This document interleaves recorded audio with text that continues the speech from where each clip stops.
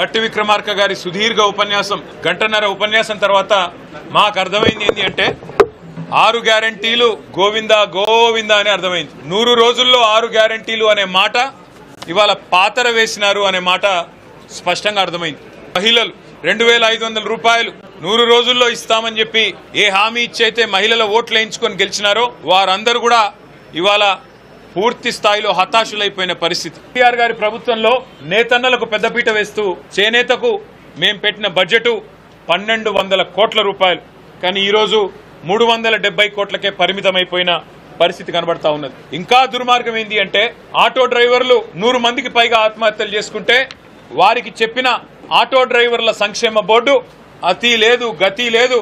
రాష్ట్ర వ్యాప్తంగా 8 లక్షల మంది ఆటో డ్రైవర్లు ఇవాళ అవస్థలు పడుతుంటే వారి గురించి ఒక్క మాట, ఒక్క ఉపశమనంతో వారిని ఊకోబెట్టే ఒక్క మాట కూడా లేదు ఈ బడ్జెట్ లో. అదేవిధంగా బలహీన వర్గాల సోదరులకు ద్రోహం చేసినారు. కులగణన పేరుతో వారి సంఖ్యను తక్కువ చేసి చూపెట్టి అట్లా మోసం చేసినారు. యాదవ సోదరులకు గొర్రెలిస్తాం మొదటి నెలలోనే ఇచ్చేస్తామని చెప్పి నమ్మబలికినారు.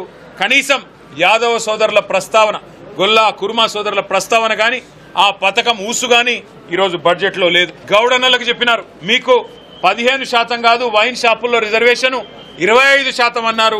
ఈరోజు కనీసం గౌడన్నల గీత కార్మికుల మాట గాని మరి నేత కార్మికుల మాట గాని కనీస మాత్రంగా కూడా లేదు. అంబేద్కర్ అభయహస్తం అన్నారు. ఎస్సీ ఎస్టీ డిక్లరేషన్ చేవెళ్లలో పెట్టినారు. కేసీఆర్ గారు దళిత బంధు ద్వారా 10 లక్షలు ఇస్తే మేము 12 లక్షలు ఇస్తామన్నారు.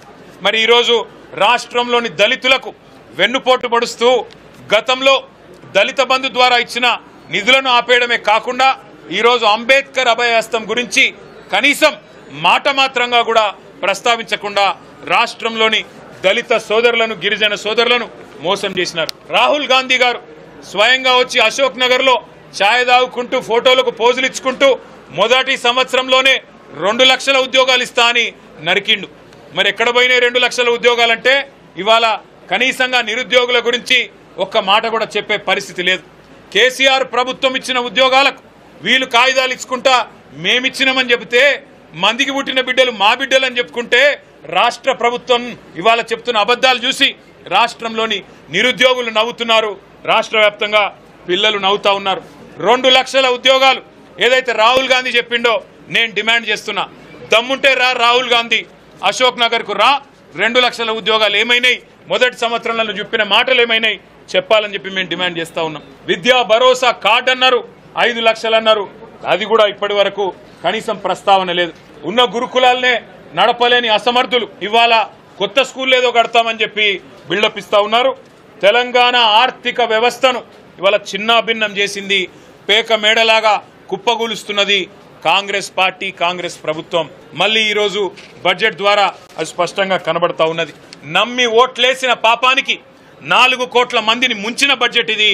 6 గ్యారంటీలను గోవిందా గోవిందా చేసిన బడ్జెట్ ఇది.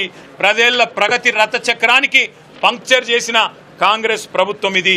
రేవంత్ రెడ్డి అసమర్థతకు, రేవంత్ రెడ్డి చాతగాని తనానికి, పరిపాలన వైఫల్యానికి నిలువుటద్దం ఈ బడ్జెట్ అని మేము చెప్తా ఉన్నాం. ఒక మాటలో తేల్చి చెప్పాలంటే ఇది పేద ప్రజల కష్టాలు తీర్చే బడ్జెట్ కాదు, ఢిల్లీకి మాత్రం మూటలు పంపడానికి పెట్టిన బడ్జెట్ అనేది మాత్రం క్లియర్ గా కనబడతాం.